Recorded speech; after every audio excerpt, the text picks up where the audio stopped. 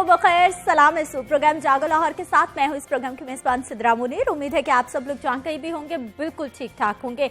नाज़रीन, जैसे ही आप सुबह सुबह घर से बाहर निकलते हैं तो दिल चाहता है कि शहर की हर चीज़ साफ सुथरी, धुली धुली, निखरी निखरी सी हो, चहचहाते परिंदे हों, लहराते दरख्त पौधे आपको खुश आमदीद कहें। लेकिन ये ख्वाब से ज़्यादा कुछ भी नहीं है। असल में तो चौक चौराहों पर पड़ा कूड़ा, गंदगी आपको वेलकम कहती है।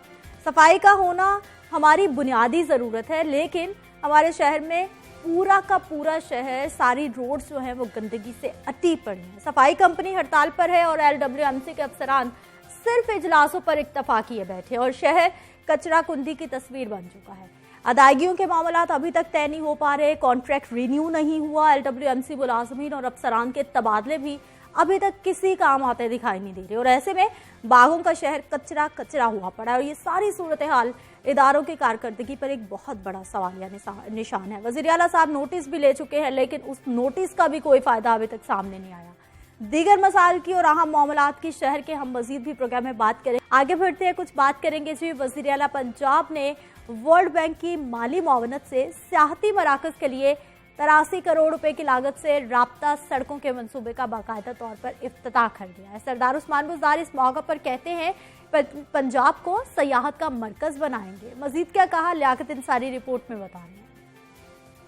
ऐवाने वज़ीर आला में Punjab tourism for economic growth मंसूबे की तकरीब का एहतमाम वज़ीर आला पंजाब उस्मान बुज़दार ने बतौर मेहमान खुसूसी शिरकत की। सियाहती मराकज़ के लिए 83 करोड़ रुपए की लागत से राबता सड़कों की तामीर के मंसूबे का इफ्तिताह किया। वज़ीर आला उस्मान बुज़दार ने तकरीब से खिताब में कहा कि वर्ल्ड बैंक के ताउन से $55 मिलियन से मुख्तलिफ इजला में सियाहती मुकामात की 6 सड़कों को डेवलप किया जाएगा। सियाहत वज़ीर आज़म के दिल के करीब है। सियाहत के फरोग के लिए फंड्स की कमी आड़े नहीं आने देंगे। टूरिज्म वज़ीर आज़म पाकिस्तान के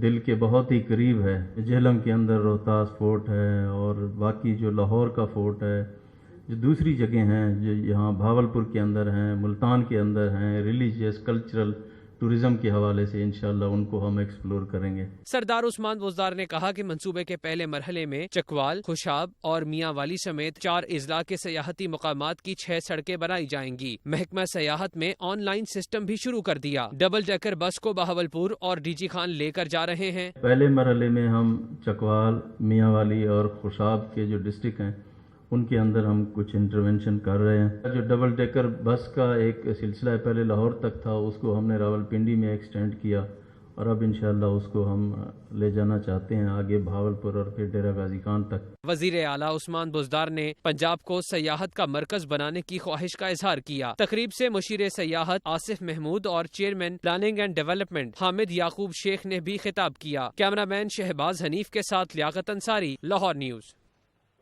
नाज़रीन, आगे बढ़ते हैं, कुछ बात करते हैं जी। कहा जा रहा है कि लाहौर न्यूज़ ने दरीना मसला हल करवा के हमारे दिल जीत लिए हैं। ये कहना है जी मानवाल के रिहायशियों का, जिन्होंने सीवरेज के लिए 1 करोड़ 80 लाख रुपए के फंड जारी होने पर खूब जश्न मनाए हैं। आपको रिपोर्ट में दिखाते हैं।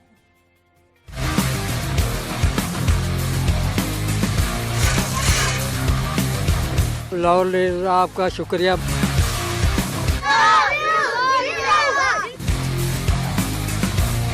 लाहौर न्यूज की अवामी मसाइल उजागर करने की काविशें जारी। दरीना मसला हल होने पर मानवाल में हर सू लाहौर न्यूज के चर्चे। खबर नशर होने पर सीवरेज लाइन के लिए 1 करोड़ 80 लाख के फंड्स जारी हुए। 1 किलोमीटर सीवरेज लाइन बिछाने की तामीराती काम का आगाज भी कर दिया गया। मसला हल होने पर मकीनों में खुशी की लहर दौड़ गई। मानवाल में दुनिया न्यूज, लाहौर न्यूज के इजहार तशक्कुर के बैनर्स लग गए। मानवाल पहुँचने पर लाहौर न्यूज की टीम का फूलों की पत्तियों और नारों से इस्तकबाल किया गया। मकीनों ने इलाका भर में मिठाइयाँ भी तकसीम की।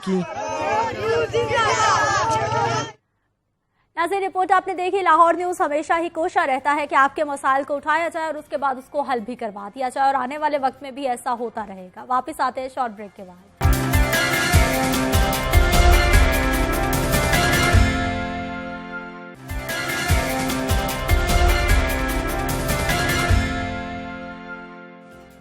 प्रोग्राम में एक बार फिर से आपको खुश आमदीद कहते हैं। नाज़रीन, कुछ बात करेंगे शहर के मसाइल के हवाले से। तो लाहौर पाकिस्तान का दिल है और उसकी खूबसूरती और सफाई खासी अहम भी है। लाहौर की सफाई सुथराई, खूबसूरती और हरियाली की वजह से ही इसे बागों का शहर कहा जाता है। शहर की सफाई के हवाले से एक मुनज़्ज़म इदारा कायम किया गया था जिसे लाहौर वेस्ट मैनेजमेंट अथॉरिटी का नाम दिया गया था और ये इदारा मुख्तलिफ सफाई कंपनीज के साथ मिलकर शहर की सफाई सुथराई का ख्याल रखता है।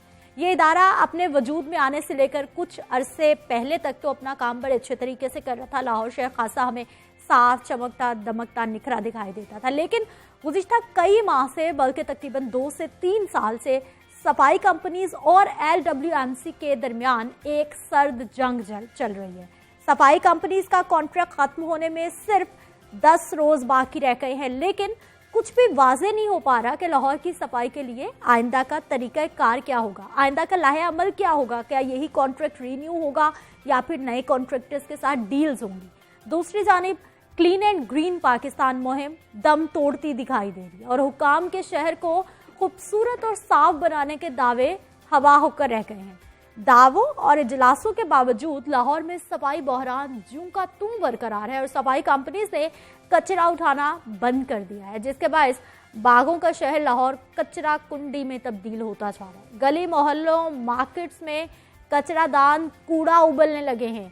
अहम शाहराहों के तरफ में कूड़ा करकट जमा हो चुका है, ताउन फैलने लगा है। पूरे शहर में छोटी छोटी डंपिंग साइट्स बन चुकी हैं, जिसकी वजह से लोगों को बहुत मुश्किलात का सामना है और गंदगी से बीमारियां फैलने का खदशा बहुत ज्यादा बढ़ गया है। लाहौर न्यूज ने गुज़िश्ता रोज भी ये मामला उठाया तो वज़ीर आला पंजाब ने सफाई की नाकिस सूरत हाल पर एक नोटिस लिया और बरहमी का इजहार किया। LWMC को सफाई के इंतजामात फौरी बेहतर करने का हुक्म भी दिया और सड़कों के गिर्द कूड़ा करकट उठाने का अफसरान अपनी निगरानी में सफाई करवा के रिपोर्ट पेश करेंगे। तमाम अहकाम जारी किए गए। वज़ीर आला उस्मान बुज़दार ने यह भी कहा है कि सफाई के इंतजामात पर किसी तरह का कोई भी समझौता नहीं होगा और लाहौर पाकिस्तान का दिल है और दिल को हमेशा साफ होना चाहिए।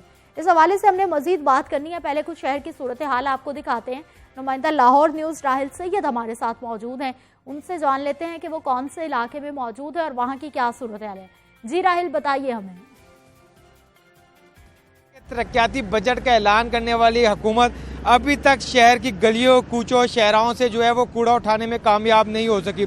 शहर की अभी भी अहम शाहराएं, गली मोहल्ले में जो है वो कूड़ा करकट के ढेर लग चुके हैं। मैं मौजूद हूँ जो धर्मपुरा की मरकजी रोड है और आप ये देख सकते हैं कि यहाँ कूड़े का कितना बड़ा जो है वो ढेर लग चुका है और ये गली है, ये गुजरगाह है, यहाँ से लोग जो हैं वो एक जगह से दूसरी जगह जाते हैं, लेकिन ये गली जो है कूड़ा करकट की वजह से बंद हो चुकी है। ताफून और बदबू जो है इधर बेताशा फैल चुकी है। अहले इलाका, कारोबारी हज़रात जो है वो शदीद परेशानी का शिकार है। उनसे बात करते हैं, उनसे जानते हैं कि वो क्या कहते हैं इस हवाले से। गवर्नमेंट के दावे तो बड़े हैं कि हम शहर लाहौर को जो है वो जदीद शहर बनाएंगे, लेकिन हर जगह पे जो है वो कूड़ा करकट के ढेर नजर आ रहे हैं और अभी तक हुकूमत इसको उठा नहीं सकी। क्या कहेंगे आप? 12 दफ़ा कंप्लेन किया लेकिन कोई फ़र्क पड़ी ना। हमारी शॉप से आते हैं कस्टमर, इतना इतराज़ करते हैं जिसकी कहते हैं कि आपकी दुकान में आते हैं इतनी स्मेल है। खाने पीने की शॉप है, दूसरी शॉप हो तो फिर थोड़ा बहुत चल भी जाता है। अब खाने पीने की शॉप है, ये साथ में हमारी यानी कि शबरोसो की आउटलेट है, पंजाब रेडी है। इतना यानी कि कस्टमर कंप्लेन करता है, इनके नुमाइंदे भी आते हैं गाड़ी में, वो मैडम वगैरह आती हैं, उनको भी 12 दफ़ा कहा है जी अच्छा उठा लेंगे, कोई यानी कि आपने उनकी बात सुनी। उनका कहना ये है कि इस इलाके में मुतअद्दिद दफ़ा जो है जो नुमाइंदे हैं मुतल्लिका इदारों के, उनको कहा है, लेकिन अभी तक कूड़ा नहीं उठाया गया। खाने पीने की दुकानें इधर मौजूद हैं, ताफून और बदबू इधर फैला हुआ है, लेकिन हुकूमती जो इदारे हैं, मुतल्लिका इदारे हैं, उनकी जानिब से अभी तक इस जगह का जो है वो कूड़ा नहीं उठाया गया। यहाँ पर जो लोग हैं उनका कहना ये है कि 10 से 12 रोज़ हो चुके हैं, कूड़ा उसी तरह जो है वो मौजूद है और इसकी वजह से जो है वो गंदगी तो फैल ही रही है, लेकिन मुतअद्दिद बीमारियों का जो शिकार हैं वो लोग हो रहे हैं। और लेकिन हुकूमत के दावे तो अपनी जगह पर बहुत ज़्यादा होते हैं, लेकिन अभी तक शहर की सफाई के हवाले से कोई अमली कदम जो है वो उठता हुआ नजर नहीं आ रहा। जी ठीक है, बहुत शुक्रिया राहिल सैयद, आप हमारे साथ मौजूद रहे शाहजमाल के इलाके की। आप ये हमें सूरत हाल दिखा रहे थे और बिल्कुल शहर का मिड इलाका है, यानी कोई ऐसा नहीं है कि कोई शहर से बाहर कोई आस पास का इतराफ का कोई गांव हो जहाँ की हम आपको सूरत हाल दिखा रहे हैं। और शहर के जो मेन एरियाज हैं, ना सिर्फ वो बल्कि जो मॉडल शाहराएं हैं वहां पर भी डंपिंग साइट्स बन चुकी हैं और किसी को अभी तक होश नहीं आ रहा कि शहर को साफ करना है। वैसे दावे हजार किए जाते हैं, वादे हजार किए जाते हैं। बात करेंगे, हमारे साथ मौजूद हैं जी नुमाइंदा लाहौर न्यूज़ इमरान मलिक। इमरान, हमें सबसे पहले ये बताइए कि 10 रोज रह गए हैं कॉन्ट्रैक्ट खत्म होने में, तौसीशुदा कॉन्ट्रैक्ट खत्म होने में। अगला कोई प्लान वाजे हो सका कि अब होने क्या वाला है? सिद्रा, बहुत शुक्रिया, चूँकि बड़ा अहम मसला है और शहर की सूरत हाल बड़ी गंभीर है, क्योंकि ये जो कूड़े के ढेर हैं ये बढ़ते जाने हैं। इनके पास इस वक्त मशीनरी नहीं है। बुनियादी तौर पर पैसे मौजूद हैं, वसाइल तो मैन पावर भी मौजूद है, गली मोहल्लों में सफाई करने वाले वर्कर भी मौजूद हैं, मगर मशीनरी मौजूद नहीं है। आगे क्रिसमस आ रहा है 25 तारीख को, और वो जुम्मे का दिन गालिबन बन रहा है। जुम्मा, हफ्ता, इतवार, इससे भी ज्यादा बुरे हालात होंगे शहर के। और इस वक्त की सूरत हाल ये है कि शहर जो है बिल्कुल कराची से भी आगे जो है वो चला गया है, और क्योंकि इनके जो प्लान है वो सिर्फ प्लान कागजों की हद तक है, जो उनको अमली जामा है वो नहीं बनाया जा रहा। बार बार मैं कह रहा हूँ कि इस वक्त सूरत हाल ये है कि मशीनरी जो है जब तक बढ़ाई नहीं जाएगी, रेंटल पे नहीं ली जाएगी, तब तक शहर से कूड़ा। ठीक है इमरान मलिक, आप हमारे साथ ही मौजूद रहिएगा। सीनियर एनालिस्ट सज्जाद मीर साहब हमारे साथ मौजूद है। सर, बहुत शुक्रिया आपके वक्त का, आपको प्रोग्राम में हम खुश आमदीद कहते हैं। मीर साहब, आज मसला है शहर में गंदगी का, और हम लोग कहते हैं जी सफाई निस्फ ईमान है, हमारे ईमान का हिस्सा है, लेकिन उसके बावजूद लाहौर शहर जो है वो जगह जगह गंदगी से अटा पड़ा है, और जो कंपनीज हैं उनकी जानिब से अभी तक कुछ नहीं किया जा रहा। सर, इतना बड़ा ये चैलेंज हो गया लाहौर को साफ करना। ये चैलेंज कराची के लिए तो इससे भी बड़ा चैलेंज है ना जी, कि बरसों की गंदगी वहाँ पड़ी हुई है, लेकिन वहाँ तो बद इंतजामी की बात थी, कोई नजर था नहीं, कोई जो भी प्रोग्राम उन्होंने बनाए उस पर अमल दरामद नहीं हो सका। लेकिन लाहौर तो बहुत खूबसूरती के साथ चल रहा था। मैं ये नहीं कहता कि 100% यहाँ गंदगी नहीं थी, लेकिन इस बात को साफ दिखाई देता था कि यहाँ की गलियां मोहल्ले जो थे वो भी साफ सुथरे रहते थे। यही कि मेन सड़कें और उन पर गंदगी नहीं होती थी, लेकिन छोटी सड़कें, गलियां वो भी साफ सुथरी थी। आबादियां, बस्तियां, जहां जहां भी जाते थे गंदगी का ढेर नजर नहीं आते थे। कुछ इलाकों में हो सकता है हो, जो भी बंदोबस्त किया गया था, किसी कंपनी को ठेका दिया गया था, ये जो भी किया गया था उससे इम्प्लीमेंट हो रहा था। अब ये काफी अरसे से अगर कहा जाए कि इस हुकूमत के आने के बाद इस हुकूमत को सोचना चाहिए कि बाकी चीजें तो हो सकता है लोगों को नजर न आती हो, आप लोगों की भूख को भी देख नहीं सकते, महंगाई को भी सामने तजसीम नहीं कर सकते या पर्सोनिफाई कर दें कि ये महंगाई है, लेकिन गंदगी तो आपको दिखाई देती है सामने पड़ी हुई। और इसका मतलब यही है कि अगर वही कंपनी काम कर रही है, अगर उनकी शिकायतें हैं कि उनके पास नहीं पहुंचा, उनकी तनख्वाह देने के लिए पैसे नहीं पहुंचे, कुछ नहीं पहुंचा, तो फिर भी उस पर गौर करना चाहिए। हालांकि जो पुराना निजाम था उसमें बेहतरी की जरूरत थी। गलियों मोहल्लों में किंची रिक्शा पे से गंदगी उठाई जाती थी, हो सकता है कि एक अच्छी कंपनी एक अच्छे गाड़ियों के जरिए सारा काम करती। सफाई के लिए और भी अब तो इक्विपमेंट आ गया है जिसके जरिए बहुत आसानी के साथ ज्यादा गंदगी दूर की जा सकती है। लाहौर को ये करना चाहिए। ये बागों का शहर था, खूबसूरत शहर है। अब अगर हम सियासी तौर पर कहना शुरू कर दिया, दरख्त कट गए, फला हो गया, गंदगी, भाई देखो सीधी बात है, आज जो कुछ है करके दिखाओ। शहर को साफ रखो, सुथरा रखो, इसके दरख्तों को सरसब्ज रखो। जहाँ दरख्तों को, खासतौर पर प्लांटेशन को बहुत अहमियत दी गई है, जिस जो भी यहाँ आया है, चाहे परवेज अलाई आया, चाहे शहबाज शरीफ आया, चाहे कोई भी आया, इसको कंटिन्यू होना चाहिए। आप सियासत में कि हमने जनूबी पंजाब को आगे लेके आना है, फला फला, लाहौर को गंदा नहीं कर सकते और खराब नहीं कर सकते। अभी आपने तामीरात के जो मनसूबे बनाए हैं वही मनसूबे हैं जो माजी की प्लानिंग की कंटिन्यूशन है। और माजी में हम कहते थे कि हम फ्लाई ओवर नहीं बनाएंगे, हम फला नहीं करेंगे, हम सड़कें नहीं बनाएंगे, अंडरपास नहीं बनाएंगे, हम ह्यूमन रिसोर्स को डेवलप करेंगे। वो तो खैर क्या करना था, लेकिन आप सफाई की तरफ और फ्लाई ओवर इन चीजों की तरफ आ रहे हैं। आपको गंदगी दूर करने की तरफ भी आना पड़ेगा और ये बहुत जरूरी है। ठीक मीर साहब, अब हमने बारहा कोशिश की है कि कोई सफाई कंपनी एक बाकायदा बनाई गई थी, उनके कोई चेयरमैन साहब या फिर उसके कोई तर्जुमान हमसे बात करें, आवाम के जितने भी सवालात हैं उनके कोई जवाब दें, उनको कोई तसल्ली दें कि भाई अभी मामलात ख़राब हैं, आने वाले दिन में ठीक हो जाएंगे। क्योंकि मुसलसल 2 साल से छोटी ईद पे यही मामला होता, बड़ी ईद पे यही मामला हुआ, अब क्रिसमस आने वाला है। गुज़िश्ता क्रिसमस पे भी 2019 के क्रिसमस पे भी यही सूरत हाल थी, मैंने प्रोग्राम किया था। अभी भी क्रिसमस आने में 4 रोज बाकी हैं, मसीही बरादरी का बड़ा त्यौहार है, और अब फिर वही मामला है, और फिर सर कोई बात करने को तैयार नहीं है। और सर मैं कहते हैं कि उनके कुछ मामला होंगे ना, हुकूमत के साथ पैसे नहीं मिले होंगे, कुछ और चीजें चाहिए होंगी, वो नहीं होंगी, कुछ मुतालबे होंगे, और ऐसे लोगों को उनके लिए मुश्किल होता है कि वो मीडिया पे आकर खिलाफ बात करें, हुकूमत के खिलाफ गुफ्तगू करें और कहें कि हुकूमत ने ये नहीं किया, वो नहीं किया, ये नहीं किया। ये एहतियात बरतनी पड़ती है, शायद इसलिए नहीं आती होंगे, कैसे मैं अज्यूम कर रहा हूँ। और एक वजह हो सकती है, लेकिन एक वजह ये भी हो सकती है कि इन चीजों पर गुफ्तगू करना मीडिया के जरिए हो सकता है कि उन लोगों को इरिटेट करे हो सकता है कि लाजमी तौर पर इरिटेट करेगा जो इसके असल जिम्मेदार है। असल जिम्मेदारी हुकूमत की है, चाहे कंपनी बनाए चाहे खुद करे, सफाई उसे करना है, सफाई के बगैर बात नहीं चलती। ठीक, मीर साहब मजीद भी हम इस पे बात करते हैं। इमरान मलिक, हमें ये बताइएगा, जैसा कि मैं मीर साहब से भी यही पूछ रही थी कि हमने तर्जुमान साहब ने वादा किया था कि वो हमारे प्रोग्राम में आज सुबह शामिल होंगे, कल हमने उनसे बात भी की थी, लेकिन वो ऐन मौके पे नहीं आए। चेयरमैन साहब को हमने राब्ता किया है कि सर अपना मौक़िफ़ जरूर दें कि ये मामला कब तक ठीक हो जाएंगे। उन्होंने कहा जी प्रॉब्लम ही कोई नहीं है। क्या सच में शहर में गंदगी का कोई भी मसला नहीं है? सिदरा, चूंकि वही बात आ जाती है जैसे मीर साहब बता रहे थे, किस तरह से वो आपको आकर टैकल करें, क्योंकि आप तो सच दिखा रहे हैं और आप जो पिक्टोरियल एविडेंस और अपनी फुटेजेस दिखा रहे हैं और इलाकों पे हमारे लाइव रिपोर्टिंग हो रही है, तो किस तरह से बताएं कि यहाँ से हम कूड़ा उठा लिया और यहाँ पे कूड़ा कैसे पड़ा हुआ है।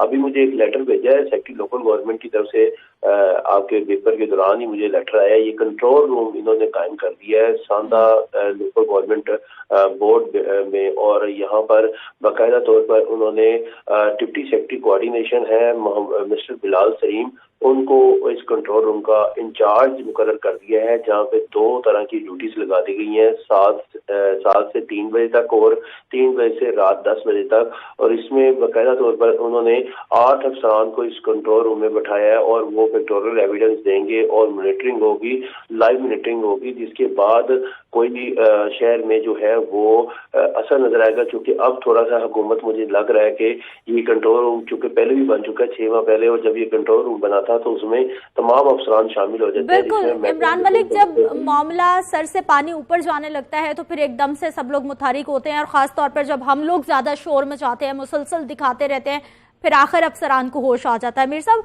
सर हमें ये बताइए कि पाकिस्तान का दूसरा बड़ा शहर लाहौर, आबादी बढ़ती जा रही है लेकिन उस तरह से वसाइल नहीं है, महंगाई आवाम की दुश्मन बन चुकी है, शहर लाहौर हमारा गंदा है और तजावजात के इतने सारे मामलात हैं, पार्किंग के इतने सारे मामलात हैं। सर कोई एक मसला भी हल करने की तरफ आपको लगता है कि गवर्नमेंट की संजीदगी है या फिर अफसरान की संजीदगी है? आप जो ठीक कह रहे हैं, जिन्होंने इमरान मलिक अभी बता रहे थे, दुरुस्त बता रहे थे कि अब कुछ उन्होंने मॉनिटरिंग सेंटर बनाए हैं, बाद मुद्दत के मेरे जिंदों को अब आया है होश, हम बड़े देर से जाते हैं। ये काम जो इस हुकूमत को आते ही इस पर तवज्जो देनी चाहिए थी, वो अब जाकर तवज्जो दे रही है। और ये बात भी दुरुस्त है कि हम भी अजीब लोग हैं। मुझे याद है कि मोंटगोमरी रोड को साफ कराया गया था और बिल्कुल वो रवा दवा हो गई थी, बहुत लोगों को नाराज किया गया। लेकिन आज भी अगर आप मोंटगोमरी रोड पर जाएं, यहाँ आज भी आप पुरानी हुकूमत के जमाने में भी जाएं तो मोंटगोमरी रोड का वही हाल हो गया था। ये चीज हम करते हैं तो उसको मेंटेन भी नहीं कर पाते। इंक्रोचमेंट के बारे में अगर कांस्टेंट हमारी पॉलिसी हो कि कोई इंक्रोचमेंट नहीं रहेगी या बाकी नहीं रखी जाएगी, तो मेरे ख्याल में आएगा कोई इंक्रोच करते हुए 100 बार सोचेगा कि ये तो आके डिमोलिश कर देते हैं। मुझे याद है कि जनेजो ने आके जब इस बात का ऐलान किया था कि कच्ची बस्तियां जो है वो पक्की कर दी गई हैं, तो बहुत से लोगों ने, जिनमें मैं भी शामिल था, बड़े दुख का इजहार किया था कि जिन लोगों ने गैर कानूनी तौर पर आबादियां बनाई हुई हैं उनको अब आप एक तरह का कानूनी जवाब फराहम कर रहे हैं। बहुत सी जगहों पे अब भी हो रहा है। इस्लामाबाद के बहुत से इलाकों पर कोर्ट भी चीखता है कि फला चीज देखो आपने क्या कर दिया क्या नहीं कर दिया, लेकिन सियासत आ जाती है, सिर्फ बनी गाला का नाम आ जाता है, कुछ और आ जाता है। तो मेरे ख्याल में हमें एक कंसिस्टेंट पॉलिसी बनानी चाहिए कि ये तजावजात, ये गंदगी, ये फला, इस पर जो सजाएं देनी है मुसलसल दी जाए ताकि लोगों को एहसास हो कि ऐसा करने के लिए। सर आपने बिल्कुल कहा कि एक तसलसल होना चाहिए, कंसिस्टेंसी होनी चाहिए चीजें, साथ साथ एक ऑटो पे सिस्टम, जिस तरह से गवर्नमेंट प्लान कर रही है, जिस तरह से चीजों को लेकर चल रही है, आपको लगता है कि आने वाले वक्त में, चले आधा वक्त गुजार चुके हैं, आधा वक्त मुकम्मल होने तक भी हमारा सिस्टम कोई ऑटो पे हो जाएगा कि यानी मसाइल ऑटोमेटिकली हल होते रहे, एक सर्कल चलता रहे?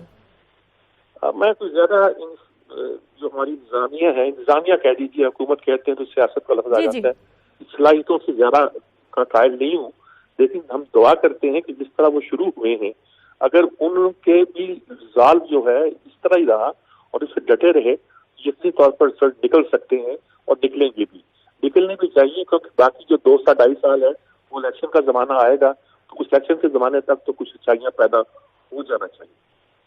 ठीक है, बहुत शुक्रिया सज्जाद मीर साहब, आप हमारे साथ मौजूद रहे, अपना मौक़िफ़ आप बता रहे थे। इमरान मलिक, हमें ये बताइएगा कि अभी तकरीबन कितने फीसद हम कह सकते हैं कि लाहौर गंदगी से अटा पड़ा है, और उनमें ख़ास तौर पर कौन कौन से इलाके हैं जिनको आप पॉइंट आउट करेंगे?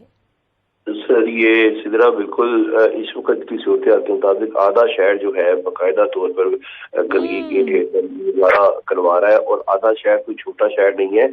आधे शहर में कम से कम लाहौर की 1 करोड़ आबादी आती है, चूंकि अगर देखा जाए तो लाहौर की 2 करोड़ आबादी है, मगर जो सेंसस कहते हैं वो 1.25 करोड़ आबादी के लिए है, मगर शहर जो है बहुत बड़ा हो चुका है। इसमें सोसाइटीज हैं, इसमें आपका देखें ना, हरबंसपुरा देख लें तो आपको कूड़े के ढेर नजर आएंगे, धर्मपुरा देख लें, यानी कि जहाँ जहाँ से निकल रहे हैं लोग, शहरी जो है वो कूड़े के ढेरों को देखकर और तस्वीर कशी कर रहे हैं, और हमें बिल्कुल टैग करते हैं साथ कि यहाँ पे भी कूड़ा पड़ा हुआ है। और इसके साथ साथ आमिर रोड देख लें, चाइना स्कीम, शमाली लाहौर देख लें, शाहबाग देख लें, घोड़ेशाह का इलाका देख लें, और इसके साथ साथ बीबी आता हमें ये बताइए कि आप बता रहे थे कि कोई मशीनरी के मसाइल हैं। अगर गवर्नमेंट इदारे चाहें तो क्या गवर्नमेंट इदारों के पास इतने इख्तियारात नहीं है कि वो रेंट पे मशीनरी ले? हमारे यहाँ तो यहाँ पर ना कोई अफरादी कुव्वत का प्रॉब्लम है और ना ही कोई लोगों का मसला है। आप जितने चाहें लोग आप उनको कॉन्ट्रैक्ट पे रख सकते हैं और दिनों में शहर को साफ कर सकते हैं। देखिए जी, आपकी बात ठीक है, अगर चाहे इफ की कंडीशन लग गई है ना, अगर चाहे तो आप आज ही शहर लाहौर पूरी कुव्वत के साथ लगा के साफ कर सकते हैं, जीरो टॉलरेंस के साथ, जीरो वेस्ट कर सकते हैं। मगर अभी तक बात जो है वो बनी नहीं है, क्योंकि किसी अफसर की बात ऊपर तक कोई सुन नहीं रहा, और पता नहीं क्या मामला हैं कि अगर हुकूमत चाहती है तो इंतजामिया जो है वो फौरी तौर पर काम क्यों नहीं करना चाह रही।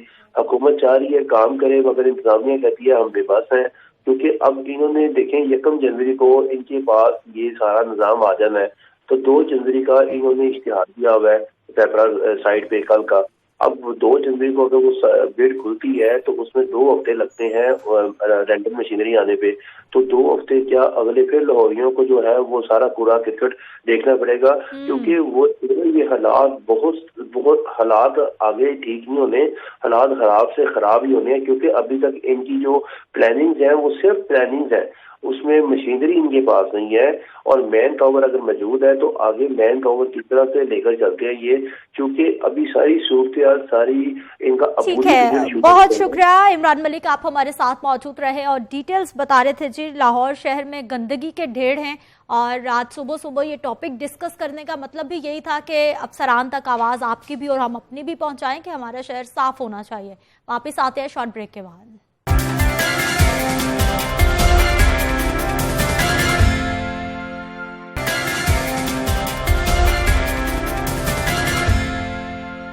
प्रोग्राम में एक बार फिर से आपको खुश आमदीद कहते हैं। नाज़रीन, कुछ बात करेंगे होनहार तालिब इल्मों के हवाले से जिन्होंने MD कैट में अपने पंजे ऐसे गाड़े हैं कि उन्होंने तमाम की तमाम पोजीशंस अपने नाम कर ली हैं।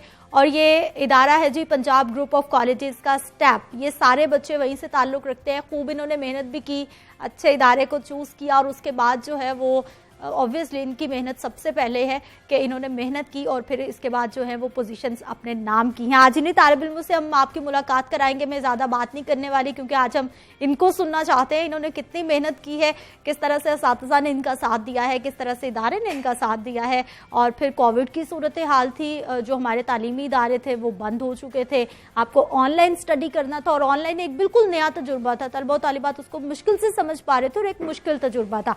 इन तमाम मामलों पर बात करेंगे जी। हमारे साथ मौजूद हैं सनम अल्ताफ हैं, जो कि national MD CAT 3rd position holder हैं। सनम, प्रोग्राम में आपको खुश आमदीद कहते हैं।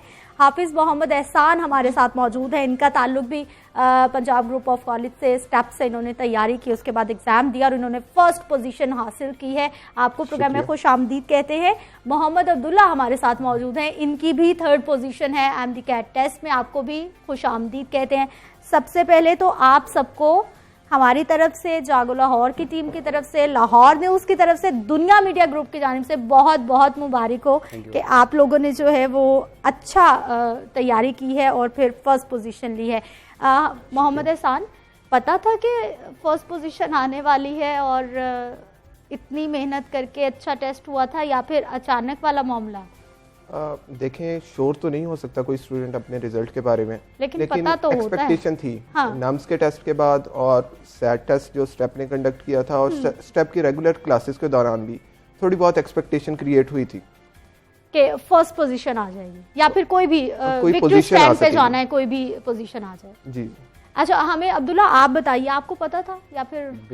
एग्जाम से पहले तो बिल्कुल भी नहीं था, लेकिन जब मैं एग्जाम दे के आया हूँ तो उस दिन मैं बहुत कॉन्फिडेंट था कि बहुत अच्छा पेपर हुआ, बहुत अच्छा हो गया। तो इस वजह से उम्मीद थी कि पोजीशन की कोई उम्मीद नहीं कर सकता, लेकिन थोड़ा होता है ना कि आपका टेस्ट अच्छा, एग्जाम अच्छा हो जाए, आपने इतनी मेहनत की हो तो फिर उम्मीदें आप लगा लेते हो। सनम, आपके साथ क्या मामला हुआ? मैम, पहले तो जब स्टार्ट किया था तो कॉलेज में टेस्ट वगैरह होते थे, अच्छे होते थे, तो आहिस्ता आहिस्ता कॉन्फिडेंस बढ़ता गया, लगता था कि कुछ अच्छा होगा, अल्लाह पे भी भरोसा था। और जिस दिन टेस्ट दे के आई उस दिन मैंने किसी से शेयर नहीं किया, लेकिन एक अंदर से बहुत अच्छी फीलिंग आ रही थी कि टेस्ट अच्छा हो गया। हाँ। कुछ बच्चों को था कि टेस्ट मुश्किल था या कह रहे थे कि अच्छा नहीं हुआ, उनके भी अच्छे मार्क्स आए हैं काफ़ी बच्चों के, लेकिन तब मेरे दिल में था कि कुछ अच्छा होने वाला है, कुछ अच्छा होने वाला, और देखो अच्छा हो गया। अच्छा, हमें सनम ये बताइए कि आपने स्टेप को चूज क्यों किया? पहले तो मैम मैं स्टेप में मैं क्योंकि पंजाब ग्रुप ऑफ कॉलेजेस से ही पढ़ी हूँ, उकाड़ा से, तो वहाँ के सारे टीचर्स से पता था कि स्टेप में भी इन्हीं टीचर्स ने, तो कुछ मुझे ये होता है कि मेरे जो टीचर्स हैं वो मेरे साथ हमेशा रहें, मुझे जिनसे मैंने क्लास में पढ़ा है उन्हीं से मैं आगे भी, उन्हीं से कोऑर्डिनेशन अच्छी होती है मेरी, तो इसीलिए उनके भी कहने पे मैंने स्टेप ज्वाइन किया। और कुछ मुझे पहले भी कॉन्फिडेंस था कि पहले भी अच्छे रिजल्ट्स आते रहते हैं, इस वजह से भी मैंने। एहसान, बड़ा मुश्किल होता है क्योंकि इतने इदारों की दौड़ लग चुकी है कि आप एक इदारे को चूज करें कि मुझे इस इदारे से पढ़ना है और मुझे इस प्लेटफॉर्म को इस्तेमाल करना है। कितना ज़रूरी है एक अच्छे इदारे का होना, असातिज़ा का होना? मेरे लिहाज से तो ऐसा ही है कि टीचर्स का एक स्टूडेंट की परफॉर्मेंस में उतना ही हाथ है जितना कि स्टूडेंट का अपना है। तो हम इस तरह नहीं कह सकते कि एक स्टूडेंट अपने ही बल पे सब कुछ कर सकता है। अगर मैं अपनी कामयाबी अचीव कर सका हूं तो इसमें मेरे साथ साथ मेरे टीचर्स का भी वही किरदार है। एग्जैक्टली, उन्होंने जितना अच्छा पढ़ाया, आपके कॉन्सेप्ट्स क्लियर हुए तो फिर ही आपने परफॉर्म अच्छा किया। जी हाँ, अब्दुल्ला, आप क्या कहना चाहेंगे इदारे के हवाले से? मेरा भी ये है कि जो मेरे टीचर्स थे जो मुझे पंजाब कॉलेज में पढ़ाते थे, तो उनसे वही कोऑर्डिनेशन बहुत अच्छी होती है, इस वजह से मैंने उन्हीं को चूज़ किया ताकि वो अच्छा गाइड कर सके। वो मुझे समझते हैं कि मैं किस चीज़ में लैक वगैरह करता हूँ।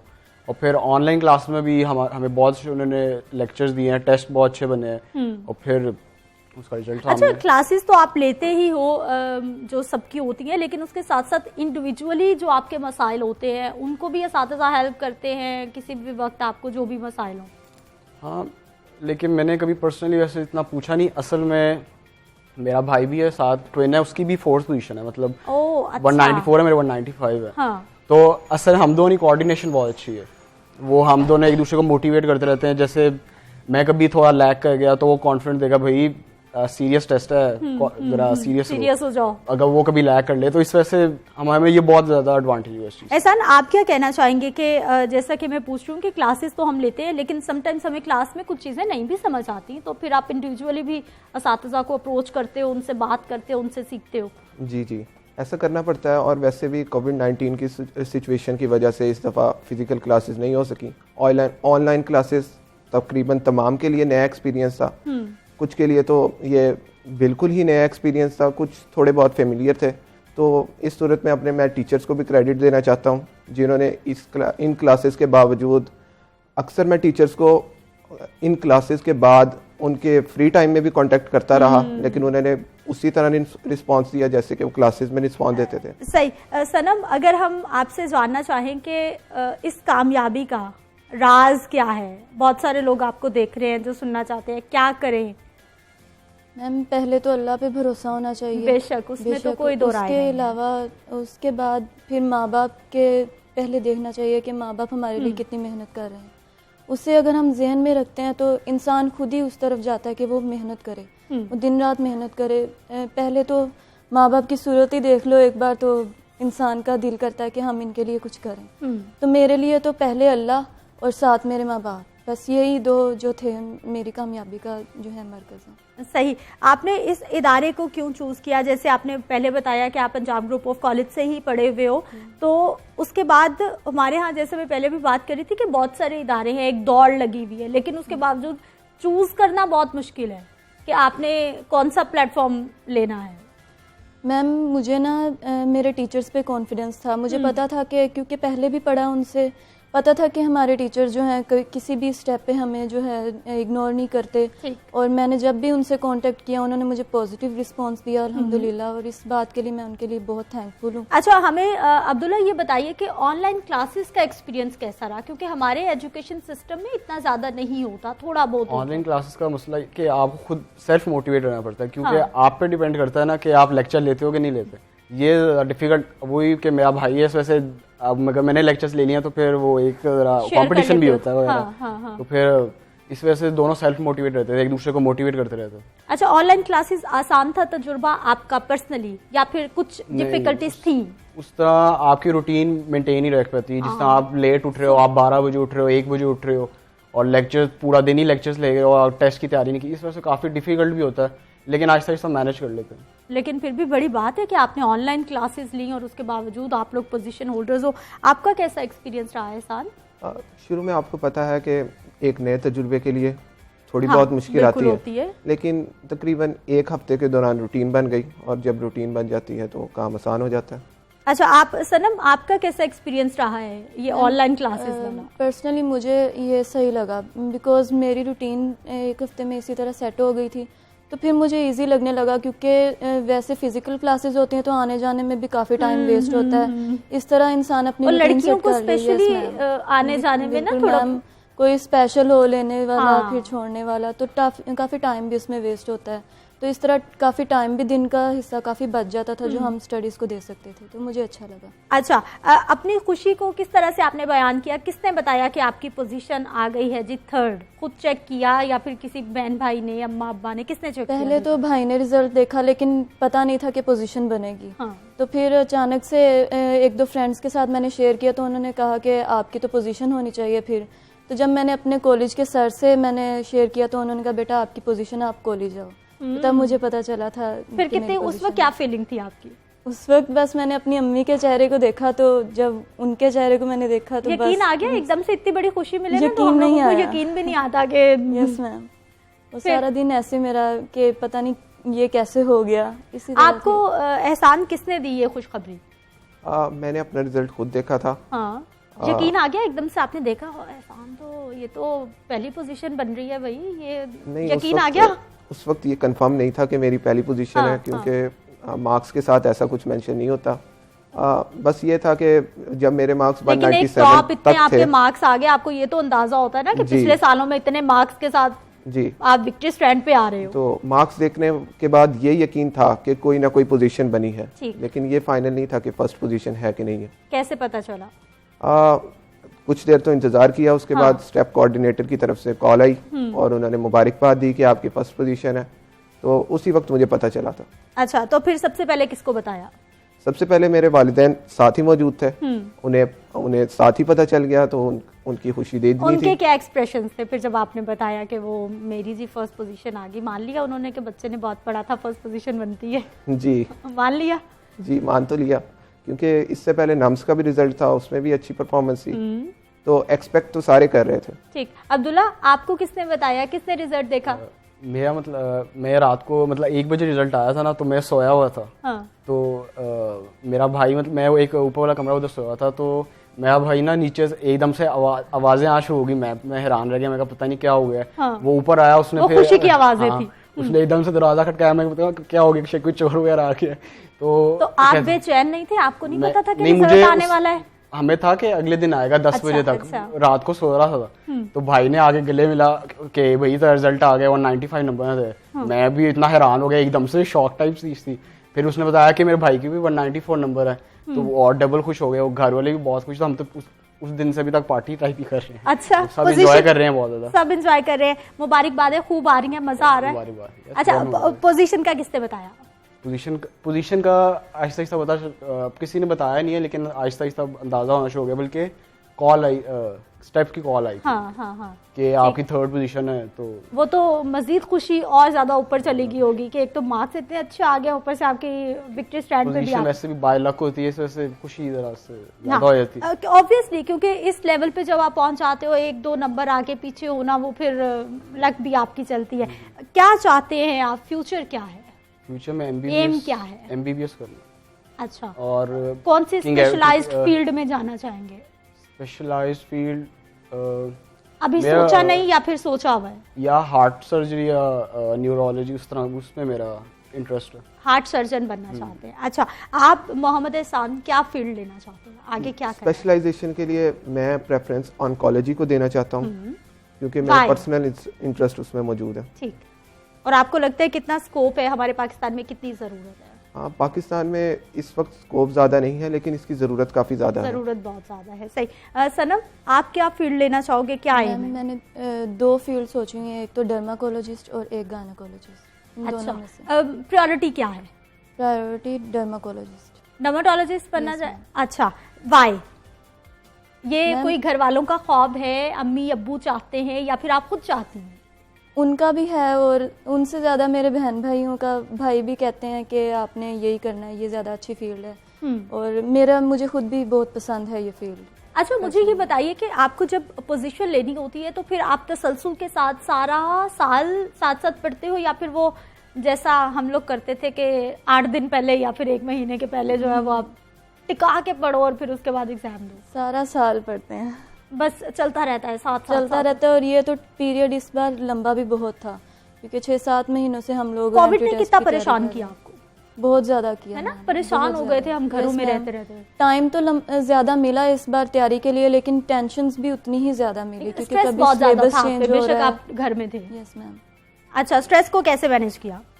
मैं जब भी परेशान ज़्यादा होती थी तो या तो मेरी अम्मी ज़्यादातर मुझे फिर हौसला देती थी, और मैं अपने टीचर से भी कांटेक्ट करती थी, जो मेरे जिनके साथ मैं कांटेक्ट में थी उनसे मैं शेयर करती थी कि मैम आज मुझे ये प्रॉब्लम है, मैं इस तरह से परेशान हो रही हूँ, तो वो फिर मुझे गाइड करते थे कि बेटा आपने परेशान नहीं होना, हम हैं आपके साथ। काफ़ी वो भी हौसला अफजाई करते हैं। ठीक, अब्दुल्ला, अपनी मर्जी से आप ये फील्ड लेना चाहते हो या फिर आप जो है वो अम्मी अब्बू की या किसी की ख्वाहिश है कि आप ये फील्ड?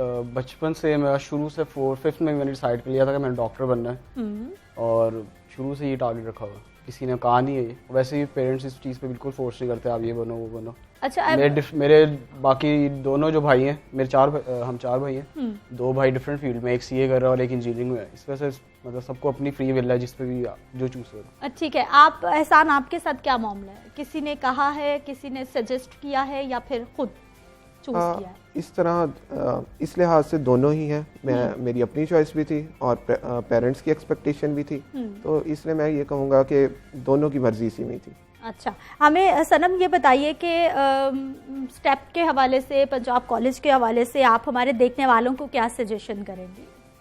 मैं यही सजेस्ट करूँगी कि अगर पहली बात तो आप ज़रूर इसे सिलेक्ट करें, अपने लिए ज़रूर चूज़ करें, और अगर आप करते हैं तो आप कॉम्पिटेंट रहें, आप इसके साथ बिल्कुल आप मुखलिस रहें, और कभी भी अपने आप को, अपनी स्टडीज़ को इग्नोर ना करें। जैसे स्टेप कहते हैं, आपके टीचर्स कहते हैं, आप उसे ज़रूर फॉलो करें, वो कभी भी गलत गाइड नहीं कर सकते। अच्छा सनम, कभी कभी मुश्किल आ जाती है, कोई ना कोई लेवल ऐसा स्टेज आती है कि बंदा परेशान होता है, क्या मैं पढ़ता जा रहा हूँ, कभी हो जाता है कुछ ना कुछ, वो किस तरह से मैनेज करना है और आपने तसलसल अपना किस तरह से, कंटिन्यूटी कैसे कायम रखनी है, ये बहुत ज़रूरी है। जब कोई भी न्यूज़ आती थी कि आज ये हो गया, मैं बहुत ज़्यादा स्ट्रेस्ड हो जाती थी, तो मैं एक बार तो स्टडीज़ अपनी वहाँ पे ही रोक देती थी। मैं पढ़ रही होती थी तो कोई न्यूज़ आ गई, फ़ोन पे कुछ देख लिया कि आज ये हुआ है, तो फिर मैं वहीं पे छोड़ देती थी, कुछ देर के लिए खुद को रेस्ट देती थी, नमाज़ पढ़ ली, इस तरह करती थी, और फिर मैं दोबारा से नमाज़ पढ़ने के बाद जब आप दुआ मांगोगे तो अल्लाह ताला आपको खुद ही हिम्मत दे देगा। तो मैं फिर कंटिन्यू कर देती थी, मैंने बिल्कुल भी कहीं ब्रेक नहीं किया। अच्छा, अब आप इतने लाइक बच्चे बन गए हो घर के, तो बाकी बहन भाइयों से भी अब पेरेंट्स की उम्मीदें हैं कि अब ये भी कुछ सनम जैसा करके दिखाएं हमें। जिस दिन रिजल्ट आया था उस दिन से मेरी छोटी बहन की शामत आई हुई है। अल्लाह, ये बहुत होता है, मैं भी छोटी हूँ ना घर में, तो जब बड़े बहन भाई कुछ ज्यादा पढ़ लिख जाते हैं ना, तो फिर छोटों की खामखाई शामत आ जाती है, फिर उनको कहा जाता है। आपके घर में कोई ऐसा मामला है? हाँ, मैं अपने घर में सबसे एल्डेस्ट हूँ, तो अब पेरेंट्स भी एक्सपेक्ट कर रहे हैं छोटे भाइयों से तो वो सब जलना तो नहीं शुरू हो गया आपसे? नहीं ऐसा नहीं, थोड़ा सा होता है दिल में तो होगा उनके। नहीं, ये एक किस्म की कंपटीशन की स्पिरिट होती है। हाँ। इसको जेलेसी से कंपेयर नहीं किया जा सकता। ठीक।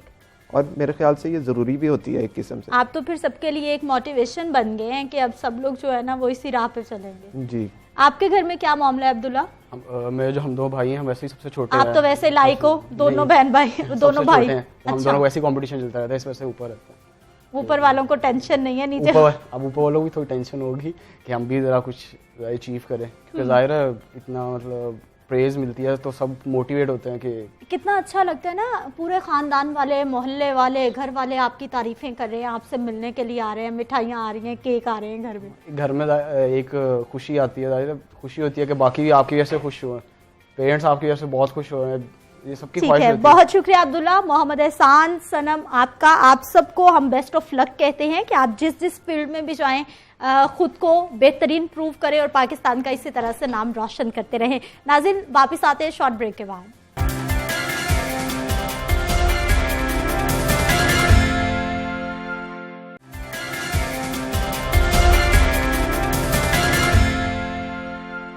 प्रोग्राम में एक बार फिर से आपको खुशामदीद कहते हैं। नाज़रीन, स्किन की हिफाजत के हवाले से हम बात कर रहे हैं। मरियम, आप हमें कुछ दही का टोटका बताने वाली थी, और दही स्किन के लिए कितना फायदेमंद है?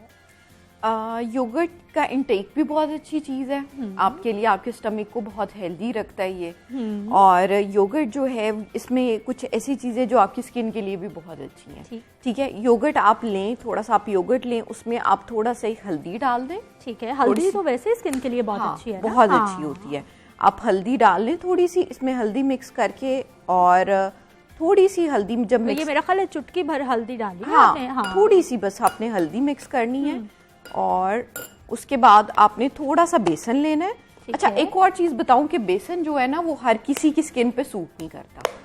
ठीक है, तो लेकिन जिन लोगों को करता है उनके लिए ये आप कर सकते हैं कि आप बेसन ऐड कर लो। अनलेस अगर आपको नहीं करता तो फिर आप बस दही में ये मिक्स कर लो। ठीक है, हल्दी मिक्स कर लो। ये करने के बाद आपने इनका एक मिक्सचर बना लेना है। ये मिक्सचर बनाने के बाद आप इसमें लेमन थोड़ा सा ऐड कर लें। लेमन हमने इसलिए ऐड करना है, इसमें थोड़ा सा स्क्वीज कर लें, क्योंकि लेमन में क्या होता है, सिट्रस होता है, विटामिन सी होता है। अच्छा, लेमन ऑल स्किन टाइप्स को सूट कर जाता है, कुछ लोगों को प्रॉब्लम भी हो जाता है लेमन। एक्चुअली लेमन का होता ये है कि ये जो है ना, मैं हमेशा कहती हूँ कि जो एक्नी वाले लोग हैं ना, एक्नी या जिनको रैशेस के प्रॉब्लम है, कोई भी होम रेमेडी है या कोई भी ऑर्गेनिक चीज है वो उसको एकदम से फेस पे नहीं यूज करें। जैसे कि अभी ये मैंने चीज बना के दी है, तो आप ये नहीं कि आप इसको फौरन अप्लाई कर लो। अगर आपको रैशेस हैं या आपकी एक्नी स्किन है, पहले छोटा सा पैच यहाँ पे लो अपने फेस पे, उसको आप जो है यूज करने के बाद आप उसको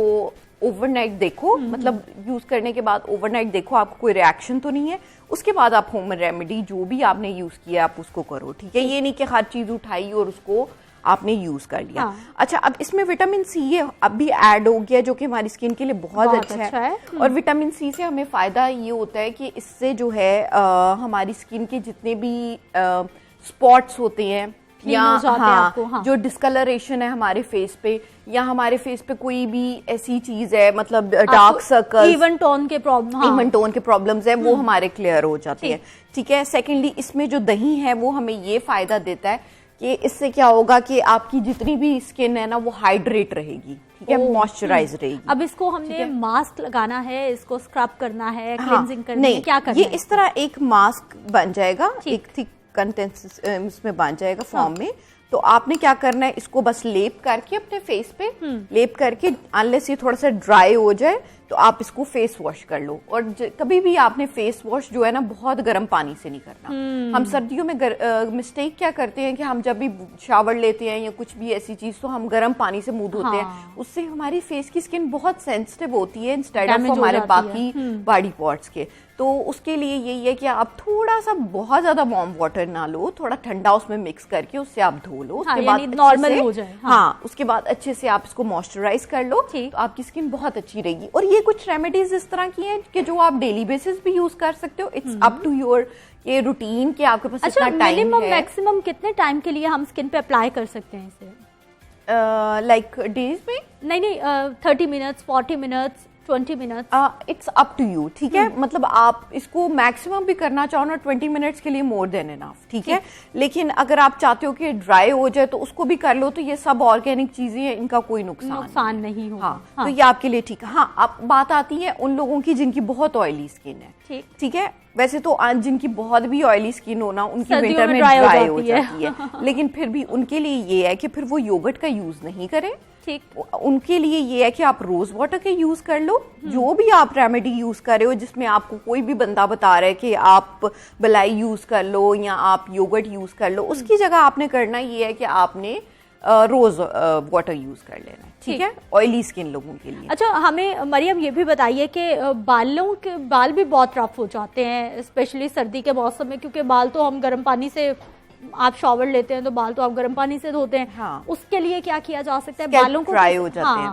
अच्छा, उसके लिए भी मैं आपको एक योगर्ट की बड़ी अच्छी रेमेडी बताऊंगी। हाँ। आपने योगर्ट लेना है, उसमें जो भी आपके पास घर में अवेलेबल है ऑयल, ऐसी कोई रिक्वायरमेंट नहीं है कि आप मस्टर्ड ऑयल, ऑलमंड, कोई भी आप मस्टर्ड ले लो, ऑलमंड ले लो, आप कोकोनट ले लो। इट्स अप टू यू कि आपको अवेलेबिलिटी किस चीज की है, ठीक है। उसको मिक्स करो योगर्ट में, ठीक है, और उसको मिक्स करके उसका एक मास्क बन जाता है, वो आप बालों में लगाओ। उसको लगाने के बाद कुछ लोग क्या करते हैं, उसमें एग भी ऐड कर लेते हैं। अगर तो आप उसकी स्मेल वगैरह को बर्दाश्त कर सकते हो तो फिर आप उसको लगा लो, क्योंकि एग भी बहुत अच्छा है आपके हेयर्स के लिए। अगर नहीं कर सकते तो आप बस सिंपली ये करो कि योगर्ट के अंदर ऑयल मिक्स कर लो जो भी अवेलेबल है।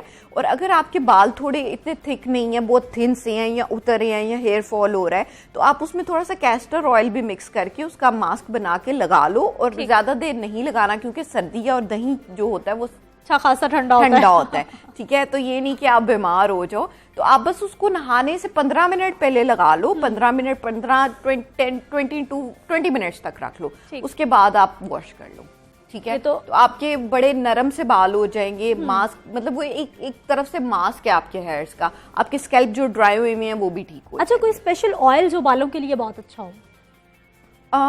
ऑयल मैं तो वैसे बहुत ज़्यादा रिकमेंड करती हूँ मस्टर्ड ऑयल, लेकिन मस्टर्ड ऑयल जो है वो सर्दियों में थोड़ा ठीक नहीं रहता आपके लिए, क्योंकि ठंडा होता है वो, उससे ये होता है कि आप बीमार नहीं हो जाओ। तो जो है ना, आलमंड ऑयल बहुत अच्छा आपके बालों आपकी स्किन के लिए भी, बालों के लिए भी आलमंड ऑयल का इस्तेमाल करें और खूबसूरत बन जाए। बहुत शुक्रिया मरियम प्रोग्राम में शामिल होने के लिए। नाज़रीन, मुझे आपने इजाजत देनी है क्योंकि प्रोग्राम का वक्त इख्तिताम को पहुंच चुका है। कल हमारी मुलाकात नहीं होगी, आप देखेंगे बेस्ट ऑफ जागो लाहौर। पीर की सुबह मुलाकात होगी। अल्लाह निगहबान।